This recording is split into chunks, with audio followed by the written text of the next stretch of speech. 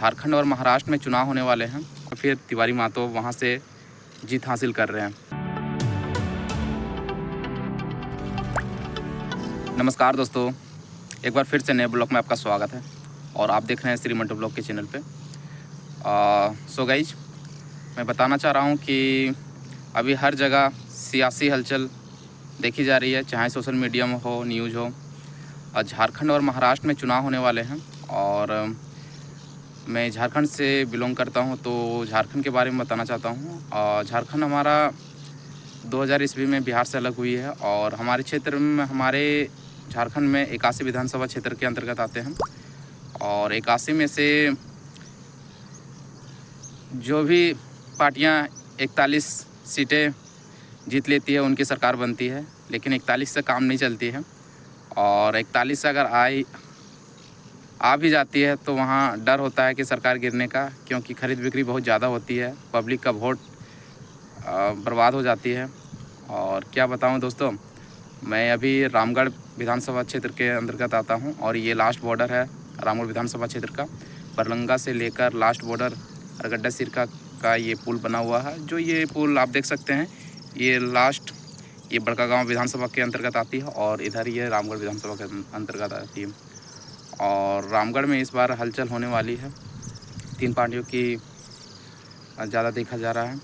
और सबसे पहले एनडीए की हो सुनीता चौधरी, और इंडिया गठबंधन यानी कि ममता देवी, और तीसरा है जयराम कुमार महतो की पार्टी JLK, जो पन्नेश्वर महतो को उतारा है इस कैंडिडेट में।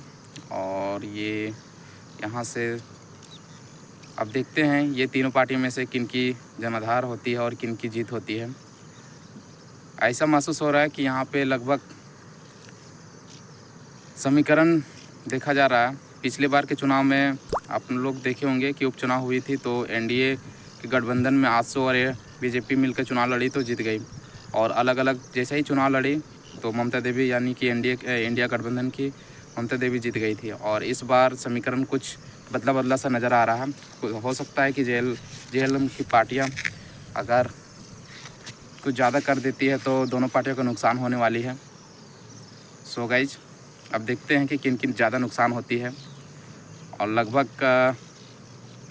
जो भी पार्टियां, तीन पार्टियों की ज़्यादातर चर्चा है, और जो भी पार्टियां 70 से 80 हज़ार के वोट अगर लाती है लगभग, तो जीतने की आशंका जताई जा रही है, क्योंकि तीनों पार्टियां में बटेगी वोट। और हो सकता है कि इस बार अनुभव काम करेगी, अनुमान थोड़ा लगाना मुश्किल है। हो सकता है कि कुछ दूसरे सीट पे अनुमान ज़्यादा काम करेगी, लेकिन इस बार अनुभव ज़्यादा मायने रखी जा रही है। सो गाइस, आप लोग समझ चुके होंगे। और आपको क्या लगता है कि इस रामगढ़ विधानसभा में कौन जीत सकते हैं यहाँ से, और किन का पलड़ा भारी है, ज़रूर कमेंट्स करके बताएं। और ये बगल वाले विधानसभा क्षेत्र यानी कि बड़कागांव विधानसभा क्षेत्र में विधायक सुश्री अम्बा प्रसाद जी हैं और अभी चुनाव लड़ रहे हैं, यानी कि योगेंद्र प्रसाद जी की सुपुत्री यानी है। और बड़कागांव से रोशन लाल चौधरी, जो आजसू के कैंडिडेट रहा करते थे, चंद्र प्रकाश चौधरी के भाई हैं। अभी बीजेपी ने अपना सिंबल से चुनाव लड़ाया जा रहा है और ये गठबंधन के तहत है। और वहीं JLK के बालेश्वर महतो भी चुनाव लड़ रहे हैं बड़कागांव विधानसभा से।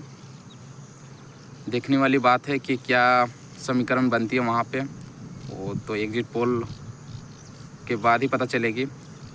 समीकरण बहुत कुछ होने वाला है इस रामगढ़ हजारीबाग क्षेत्र से। मैं इस क्षेत्र के बारे में जानता हूँ समीकरण क्या हो सकता है। अभी ज़्यादा बोलने का, वहीं बात करें मांडू विधानसभा क्षेत्र के बारे में, तो इस बार इंडिया गठबंधन के तहत JP पटेल है, जो पिछले बार बीजेपी के चुनाव पे कमल फूल के छाप पे जीते हुए थे और इस बार कांग्रेस में चले गए हैं। और एनडीए के तरफ से निर्मल उर्फ तिवारी महतो जी चुनाव लड़ रहे हैं, जो इस बार जीतने की आशंका है। और पिछले बार मात्र 2500 वोट से हार गए थे और इस बार पलड़ा भारी लग रहा है तिवारी महतो जी का। और हो सकता है ये मांडू से वहाँ से क्लियर हो सकती है एनडीए की सीट, क्योंकि बीजेपी और आजसू की वहाँ गठबंधन हो चुकी है और वहाँ पे कांग्रेस की है।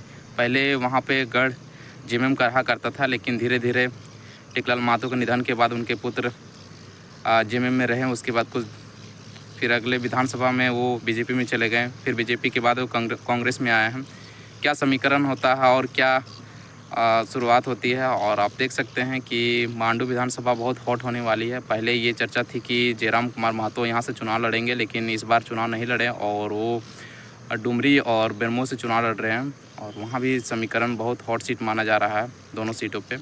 और इस बार मांडू में देखने वाली बात है कि क्या समीकरण बनती है, क्या जेपी पटेल फिर से जीतेंगे या फिर तिवारी महतो वहाँ से जीत हासिल कर रहे हैं। आप लोग ज़रूर कमेंट्स करके बताएं ज़रूर। सो गाइज, इस वीडियो में इतना ही। जय हिंद, जय भारत।